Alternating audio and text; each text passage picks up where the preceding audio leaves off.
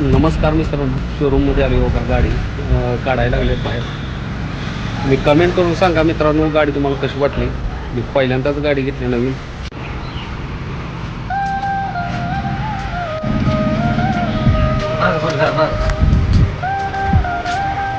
मित्रांनो गाडीची फॅसिलिटी खूप छान आहे.